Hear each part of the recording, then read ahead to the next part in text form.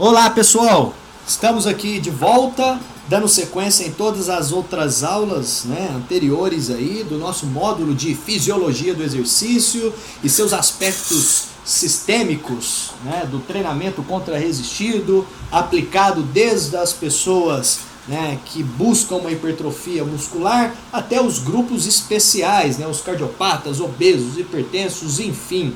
Mas a aula de hoje tem como objetivo falar sobre bioenergética e principalmente vias energéticas, finalizando como nosso protagonista aí, o ácido lático. Vamos descobrir se ele é um vilão ou se ele é um cara super bacana e que nos ajuda até no processo de hipertrofia muscular. Pois bem, espero que você goste, então vamos lá, show de bola! É um tema bacana também, que nós vamos falar sobre as vias energéticas, e tem muito conteúdo. Se prepare emocionalmente aí, porque agora o bicho vai pegar. Bom, primeiro vamos definir energia. Capacidade de realização de trabalho não pode ser criada, tampouco destruída, mas sim transformada. Isso mesmo, meu querido. Se você morrer e pegar o seu corpo e cremar ele, você consegue alimentar praticamente por uma semana um pé de alface, Mesmo morto aí, a sua energia ela é transformada em novamente energia, e é um processo de cadeia que está interagindo desde o cosmos até dentro das menores moléculas aí que estão pairando por o nosso universo. Então, tudo é transformado. E quando a gente fala de via energética, a gente está falando de transformação de energia. E aí nós temos a via do ATP-CP, o ATP aí composto pela adenosina e seus 3 fosfatos, Então, essa quebra em si para ADP, ou AMP, adenosina monofosfato, difosfato ou trifosfato, nada mais é do que essa quebra aqui nas cadeias. O ATP é a fonte energética principal, essa cadeia em si, que ajuda desde a digestão, circulação, processo de secreção granular, enfim, a gente tem aí todo o processo energético está envolvido o ATP. Dessas vias, nós temos aqui para discutir as 3 principais, que vão ser detalhadas, anaeróbia alática, anaeróbia lática e aeróbia. Anaeróbia alática é o sistema ATP-CP da creatina fosfato. Anaeróbia lática é a via glicolítica, que vai ter como produto final a produção de ácido láctico. Por isso que uma fica alática e outra lática. Então produz ácido láctico e outra não. E vamos entender mais para frente por que uma produz e outra não. E a aeróbia, você tem ali a via da glicose e da gordura trabalhando em conjunto. Pelos exemplos das fotos aí, o levantador de peso, que fica alguns segundos fazendo força, a via mais predominante é o ATP-CP, adenosina trifosfato e creatina fosfato, essa sequência entre deformação, informação, deformação, informação. A via glicolítica, já na levantadora de peso, que às vezes fica 8, 10, 15 segundos em movimento de contração muscular. Então a fonte predominante é a fonte glicolítica, com a produção de ácido lático, e a via oxidativa, mais predominante, principalmente aí nos corredores, nos treinamentos de resistência. Seguimos então.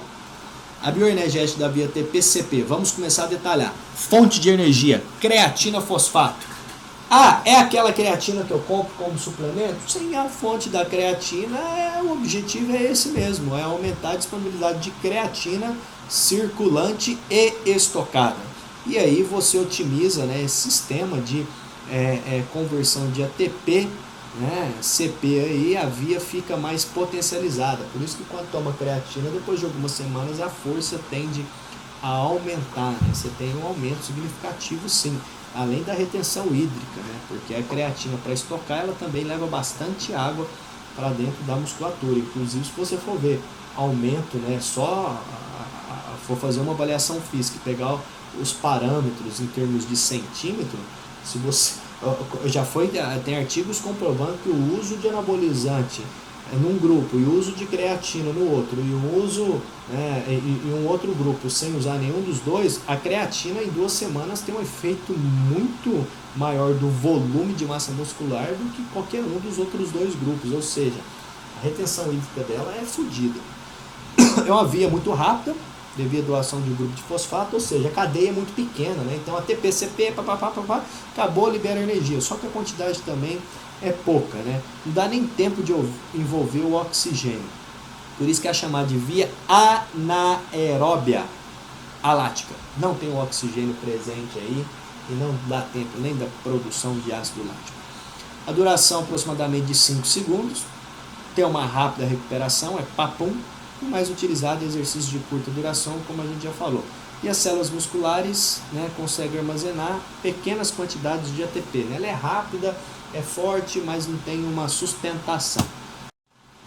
Aí já está descrito de uma maneira mais assim, complexa, mas também é simples. É só você lá, creatina fosfato, quebra em creatina, mais fosfato inorgânico, produz a energia. Com isso você tem adenosina fosfática mais o fosfato inorgânico, que se torna de novo o ATP, ou seja, quebra a forma, e fica nessa brincadeira aí.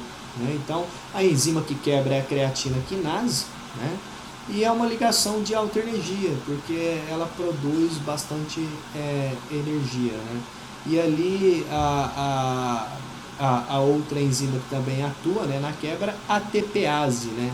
ASE, você vai ver muito ASE nas enzimas aí, tipo hexoquinase, é a primeira enzima que starta lá o ciclo glicolítico, né? E a função da enzima é promover quebra, né? E essa quebra em si, para que as fontes, né, de energia, todos os metabólicos, né, consiga se transformar, né? Igual o conceito de energia lá atrás, transformando a todo tempo, né? Se formando e deformando.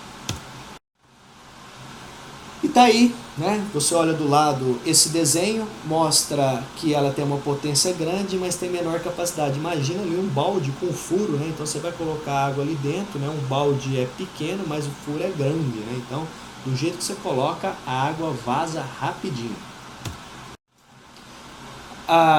Vamos para a via glicolítica, fonte de energia, como já falado, é glicose ou glicogênio. É uma via intermediária, ela não é nem tão rápida quanto a ATP-CP, nem tão lenta quanto a via oxidativa. São 11 reações, não é aquela quantidade reduzida ali, pífia, né, do ATP-CP, mas são 11 reações para poder liberar ATP. Se começar da glicose, libera 2 ATPs. Se começar quebrando o estoque de glicogênio, consegue liberar 3 ATPs. A gente vai ver no detalhamento ali mais para frente. E a produção, né, de molécula de ácido pirúvico ou ácido lático. O que é isso? Se produzir ácido pirúvico e entrar oxigênio na parada, vai embora para o ciclo oxidativo. Se não entrar oxigênio suficiente ali, vai produzir ácido lático. Né? Os componentes que vão construindo, né, todo esse sistema metabólico de carreamento, né, disso nós vamos ver mais para frente, que é a NAD-AFAD, né? A niticodamina adenina dinucleotídeo, né? Que carrega, tira o hidrogênio de um, de outro, coloca o hidrogênio aqui e ali, né? E aí você fica ácido pirúvico, ácido lático. Nós também vamos falar sobre ácido lático. Vamos lá. Fonte rápida de obtenção de energia, uma potência intermediária e capacidade intermediária. Pode absorver. Se você colocar água aqui, o buraco aqui é menor, Então vai vazar bem menos do que no anterior. Só que o balde é maior, O balde é maior do que o vermelhinho. Então você coloca a água e a fonte aqui ela é intermediária. Então estamos aí, né, com o ciclo glicolítico, né? Primeira fase, fase 1 de investimento de energia, e a fase 2, né, a fase de geração de energia. Olha que bacana, nome aí para você colocar no seu filho, gliceraldeídio 3-fosfato mais dihidroxiacetona fosfato, né? Finalizando ali a primeira fase da fase de investimento de energia. Você precisa de 2 ATPs para poder começar a fazer o negócio funcionar. Olha a hexoquinase aqui, Vamos pegar a canetinha. Olha a hexoquinase que eu falei para você. Ela dá o start nisso daqui, né? Então essa enzima em si, né, ela começa a ajudar nessa quebra aqui, ó, o ATP chegando, né, então se transforma em ADP, porque a gente está numa fase de investimento de energia.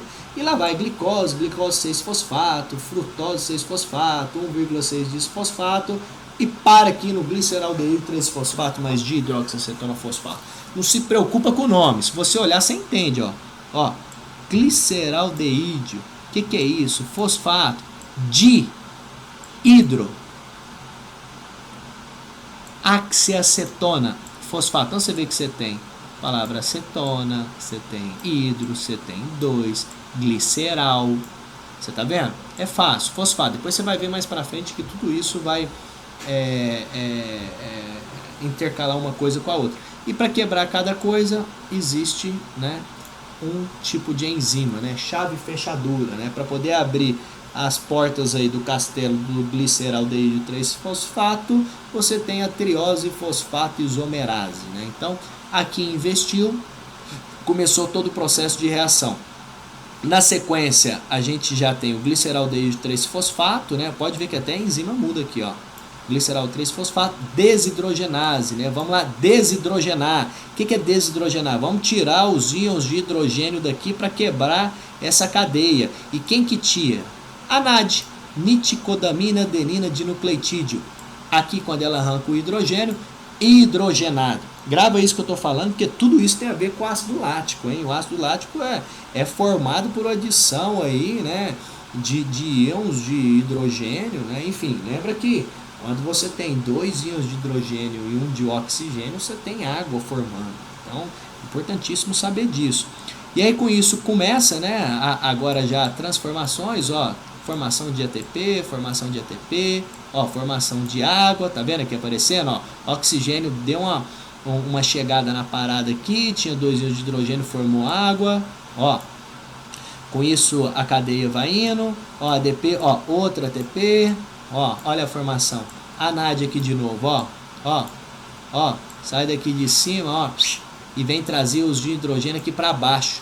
Então ela retira aqui do gliceraldeído 3-fosfato e traz aqui para baixo e fala: piruvato, toma que o filho é seu, e dá 2 íons de hidrogênio. A molécula de piruvato, junto com esses 2 íons de hidrogênio, forma um negócio que chama lactato, mais conhecido como ácido lático, aquele que arde durante o treinamento, que para alguns fala que inibe a contração muscular. Enfim, tá aqui o produto lactato. Antigamente chamava de lixo metabólico. Eu não gosto de chamar porque o próprio lactato vai entrar no sistema aí de glicogenólise, né? Enfim, gliconeogênese, e vai ser transformado em glicose, parte dele, né? E a enzima que quebra o lactato, olha só que louco, ó, lactato desidrogenase. Quanto produziu, Léo? 2 ATPs. Nossa, tudo isso para produzir 2 ATPs? Sim, intermediário, 11 reações, fase de investimento de energia, fase de geração de energia, 2 ATPs produzidos, sai para alegria, produzir alguma coisa, melhor do que nada. E aí você já tem mais ou menos agora uma ilustração, né, mostrando aqui, ó, o glicogênio, aí forma a glicose, ó, o ácido pirúvico, produção de ATP, caiu, convertido em ácido lático, o ácido lático cai aqui e vai para a corrente sanguínea. Aí no sangue o bicho pega aqui também, né? E nós vamos reconverter o lixo metabólico, fazer uma reciclagem aí, né, desse ácido lático em glicose de novo. Olha que louco, né? O negócio é muito bem feito. E o que é o ácido lático? É importante também dizer. É o produto final do metabolismo da glicose na via glicolítica, formado em condições de oxigenações inadequadas e nas fibras musculares com poucas mitocôndrias. Ou seja, as que têm mais mitocôndrias são mais suscetíveis à estimulação do processo oxidativo, né? E quais as fibras que têm mais mitocôndrias? As fibras vermelhas, né? As fibras de resistência. E as fibras que têm poucas mitocôndrias são as fibras brancas, né? Até para você, chamadas brancas, né? Que são as fibras maiores, mais lentas, né? Com processo glicolítico maior. E até ficou uma curiosidade, né? Por que a fibra branca é branca e a vermelha é vermelha? Pensa aí um pouquinho, por quê? Respondendo, a fibra branca é branca porque tem pouco oxigênio, correto? Correto. Então, se tem pouco oxigênio é porque vai pouco sangue, né? Vai uma quantidade reduzida de sangue. E como o sangue é vermelho, né, ela não é tão avermelhada igual a fibra que é vermelha. E por que a fibra vermelha é vermelha? Porque vai uma quantidade maior de oxigênio para sustentar o metabolismo dela, então tem mais sangue, então ela é vermelha.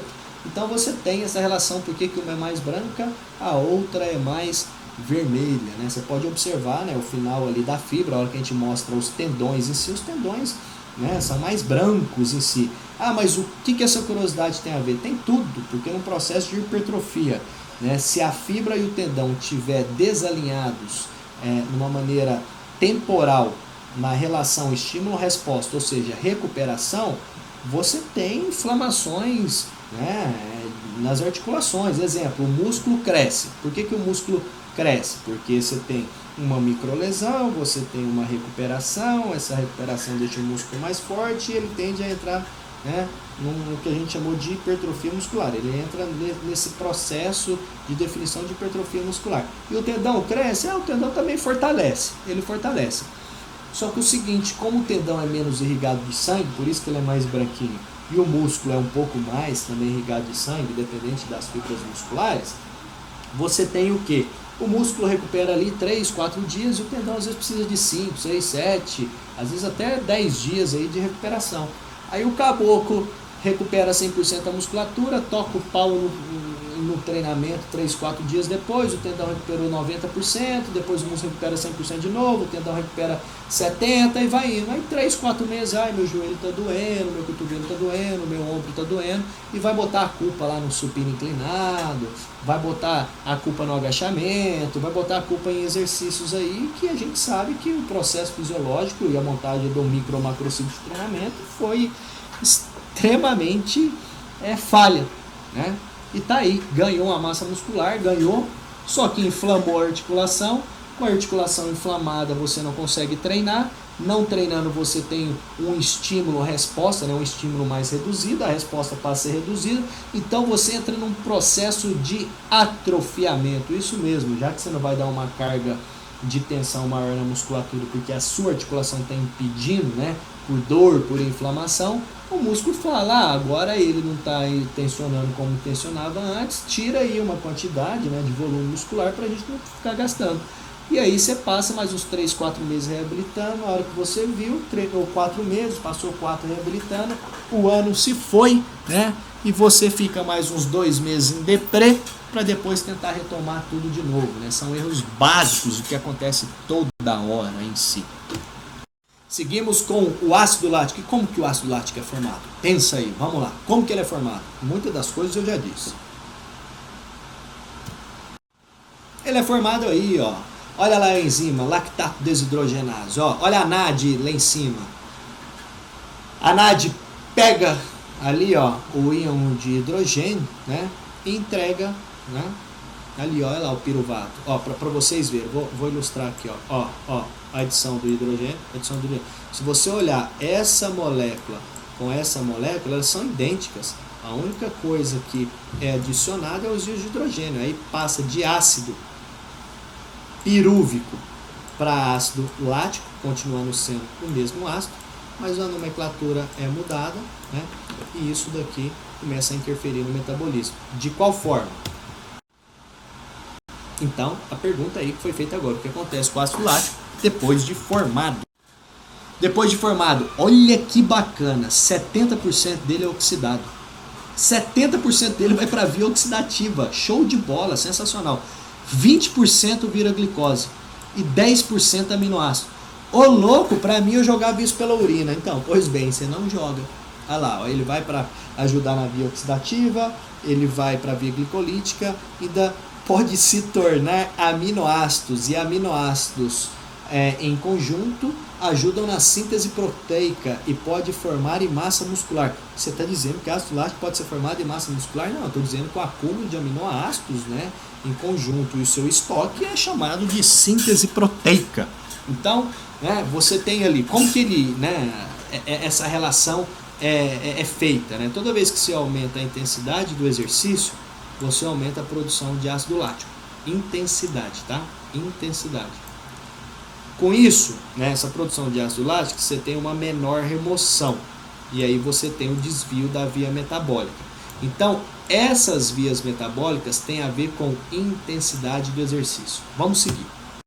Por exemplo, olha o ácido lático aqui em si. Automaticamente, do mesmo jeito que o ácido pirúvico é convertido em ácido lático, o ácido lático novamente é retirado íons de hidrogênio dele e convertido em ácido pirúvico. O ácido pirúvico, né, forma em acetil-CoA, isso aqui você já começa a ver que você está dentro do processo, né, oxidativo. O acetil-CoA vai para essa via e aí você tem o que nós dizemos lá atrás, 70% oxidado. Para que isso aconteça, você precisa estar numa faixa de intensidade de 30 a 40% do VO2 máximo. Por isso que no final de vários treinamentos, vai ali para esteirinha, vai para bike, vai relaxar, fica ali 30 a 40% ali da sua capacidade para dar uma revolvida no ácido lático. Realmente funciona e você consegue oxidar. Olha agora os 20% dele, né, que é transformado de novo em glicose, né? Então você tem aí o famoso ciclo de Cori. O que é o ciclo de Cori, né? A hora que o glicogênio transforma em ácido lático, a gente mostrou naquela figura lá atrás, lembra? Tinha a exoquinase, a fase de investimento, tal, produção de energia, o ácido lático cai no sangue, lembra? Depois ele vai para o fígado, e o fígado é um órgão espetacular, automaticamente transforma esse ácido lático de novo em ácido pirúvico, e aí o ácido pirúvico é transformado na glicose 6-fosfato. Lembra da glicose 6-fosfato aqui no músculo esquelético? Pois bem, e aí o figão, espertão, em vez de jogar fora essa glicose, primeiro ele vai e estoca. Não, deixa eu guardar um pouco de energia para mim. O que sobrar, manda para o sangue e no sangue fica circulando a glicose. Se essa glicose não for utilizada, ela já vai estocada de novo como glicogênio no músculo esquelético. Fantástico! Vamos lá. E aí está o ciclo de Cori, né? E você tem o ácido lático transformando em glicose no fígado. E aí lembra que a gente falou da alanina? Olha só a alanina também, quando é quebrada em proteína, ela vira glicose no fígado. Ou seja, lembra quando você vai quebrar a massa muscular para produzir energia? Então, um dos aminoácidos é a alanina. Por isso que tem aqueles suplementos de beta-alanina que o pessoal toma, tal, com o objetivo de quê? Disponibilizar na corrente sanguínea a quantidade de alanina para entrar nesse ciclo de Cori e aumentar a quantidade de glicose, né, estocada aí, né, a produção pelo próprio fígado. Se você disponibiliza uma quantidade de alanina, a alanina entra no processo do fígado, transforma em glicose e manda para o sangue. Sangue manda para o músculo transforma como energia. Olha que louco isso daqui. Sensacional, né? E aí com isso a gente tem um negócio que chama limiar de lactato. Quando o aumento do ácido lático no sangue, né, acontece, né, você tem essa zona aqui. Foi o que a gente mostrou na avaliação física. Lembra aquela curva lá do limiar que eu falei que está aparecendo? Isso daqui, a curva de livro? É isso. A hora que a intensidade aumenta, o processo de remoção não consegue acompanhar o processo de produção, você tem um aumento, né, dessa produção de ácido lático. Então, isso daí é chamado de limiar de lactato. A partir daqui o bicho começa a pegar, porque a performance tende a cair, porque aí você começa a impedir o movimento de contração muscular. Como assim? Sim, vamos começar a alinhar agora o movimento de contração muscular. Por exemplo, vamos falar desse limiar anaeróbico. Foi o que eu disse, é um aumento em relação à intensidade do esforço físico ou consumo de oxigênio quando a produção de ATP é suplementada pela glicólise anaeróbia, com formação de ácido lático. Olha só a via aí, né, da glicólise. E a intensidade do exercício, onde ocorre a transição do metabolismo aeróbico para anaeróbico. Quando você está ali a 30%, 40%, 50%, você está utilizando a via oxidativa. A partir do momento que isso aumenta, né, você entra no metabolismo anaeróbio, sem oxigênio, com produção de ácido lático, por isso que chama via anaeróbia lática. Então você não tem a presença de oxigênio, mas tem a produção de ácido lático. Se tem a presença de oxigênio, tem glicose na parada, você vai para a via aeróbia. Limiar anaeróbio. É a mais alta intensidade do esforço físico mantido plenamente pelas vias aeróbicas, a gente já falou. É caracterizado quando existe um equilíbrio dinâmico máximo entre a produção e reconversão. Então, é isso daí que vai denominar. Algumas pessoas mais treinadas se movem mais rápido, tem mais tolerância também à dor, né, do ácido lático causa esse desconforto, e outras não. Qualquer coisinha que faz produz um tsunami de ácido lático, né? Aí para remover o negócio é complicado, vai anos e anos aí, né? No caso do organismo, né, às vezes precisa de horas e horas para poder fazer essa remoção desse famoso tsunami, né? E aqui você tem uma ilustração que fala sobre a creatina fosfato, aumento de lactato sanguíneo, né, numa corrida de 100 metros. Né? Então aqui você tem a distância, né? Por um lado você tem o lactato sanguíneo em milimols, e por outro lado a creatina fosfato. Né? Então você vê aqui que, né, a produção ela está muito relacionada com a intensidade do exercício. Né? Então você tem uma via de utilização do ATP-CP, e a hora que acaba o ATP-CP, entra a via anaeróbia lática e começa a produzir ácido lático. Né? Uma hora o rapaz aqui vai travar. Por quê? Porque você aumentou a produção de ácido lático, e chega uma hora e fala, cara, para, pelo amor de Deus, que não tem mais como produzir energia. Né? Então você tem essa curva, essa barriga aqui, e a tradução, né, de uma fonte de energia para outra. Óbvio que eu disse, aqui acontece simultaneamente, né? Então a ideia é só para você ilustrar, né, que quando o ATP-CP não dá conta, o ácido lático vai entrar em cena. E o que dificulta então a remoção do ácido lático? Seria que o pulo do gato então está em remover esse tsunami e tal? Enfim, né, vamos ver sobre isso. Né? O limiar de lactato que a gente falou. Ó, quando você tem oxigênio muscular baixo, você dificulta a remoção. Então, se falta oxigênio, como que você vai lá tirar os íons de hidrogênio? Porque é o oxigênio que remove os íons de hidrogênio. E os íons de hidrogênio que não liga lá no piruvato para formar o lactato. E se liga um O de oxigênio e arranca 2 de hidrogênio, você forma água. Perfeitamente, você ainda forma água, o corpo ainda pega essa água para fazer um monte de coisa. Energia se transforma a todo momento. Olha o conceito de energia, né? Ela se quebra, mas ela se transforma. Por exemplo, quando você tem uma glicólise acelerada, ou seja, está quebrando muita glicose, né? Então você não está conseguindo remover, o negócio não vai. Quando você recruta fibras de contração rápida, que essas fibras aí, né, as fibras brancas que a gente disse, né, ela tem a contração rápida, por quê? Porque o metabolismo são 11 reações ali em si, entendeu? Diferentes das fibras, que elas são as oxidativas, elas são mais lentas, porque elas têm mais de 30 reações. Né? E a taxa de remoção do lactato reduzida. Então, quando você junta esses aspectos aqui, você tem, né, um ponto culminante, que é o limiar do lactato. Né? Oxigênio baixo, glicose acelerada, isolamento de fibra, taxa de remoção. Então, são alguns aspectos que vai fazer esse lactato subir de uma maneira absurda. Olha só. Pós-exercício, o ácido lático é removido aproximadamente em 1h50. Qual a importância da regulação do ácido lático durante o exercício? Foi o que eu disse. O aumento do ácido lático libera íons de hidrogênio.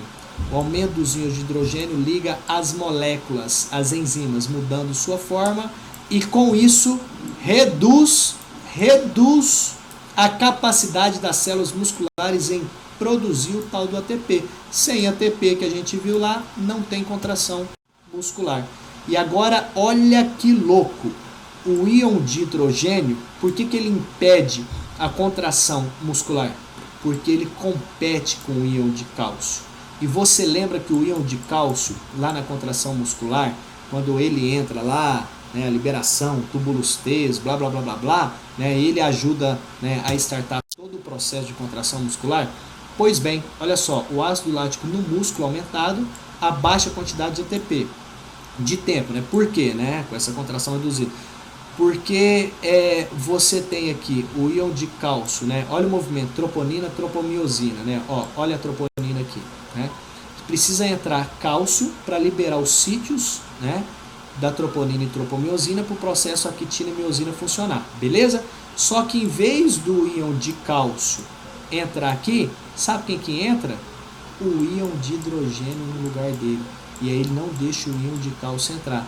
A hora que o íon de hidrogênio chega aqui, ele impede esse processo de liberação de troponina, tropomiosina, actina, miosina e a produção da contração muscular. E aí você já entende o porquê, né? Esse daqui é um dos exemplos que você não consegue ter a quantidade maior de desacoplamento entre a quitina e miosina. Resumão do ácido lático: produção, produto final do metabolismo da glicose da via glicolítica. Utilização: 70%, 20% e 10% é reconvertido, né, em ácido pirúvico utilizado pelo coração. Uma faixa ideal para remoção durante o exercício é de 30% a 40% do VO2 máximo. E o que dificulta a remoção? Foi o que a gente disse lá, né, no limiar de lactato. A oxigenação do fluxo sanguíneo para o fígado e para o músculo, porque senão, né, você não tem o ciclo de Cori funcionando, né, a gliconeogênese. A contribuição, né, direta aqui já vai para a fadiga, né, e você interrompe o exercício. Então todo esse complexo tem tudo a ver não só com o ácido lático, né, com a preparação e eficácia do metabolismo, mas o ácido lático é um protagonista aí da nossa novela. E aí, gostou dessa aula? É complexa, mas também é simples, né? Fácil, show de bola. Você às vezes deve estar se perguntando por que decorar tudo isso, esses nomes. Gente, tem tudo a ver no programa de treinamento físico. Você entender, olhar para o corpo do seu aluno e não ver só a execução externa do movimento e conseguir refletir sobre o que está acontecendo lá dentro, é algo que é fantástico, né? Isso é para poucos profissionais assim que desejam um ponto diferenciado, aquilo que eu disse, né, nas outras aulas, sair da mediocridade, da média, né, e ser um profissional diferenciado. Se você gostou, acessa aí o nosso canal do EducaFit, né, que teremos outras aulas em si e discutiremos mais pontos extremamente importantes e impactantes no programa de treinamento físico aí. Show de bola, grande abraço para todo mundo e até a próxima aula.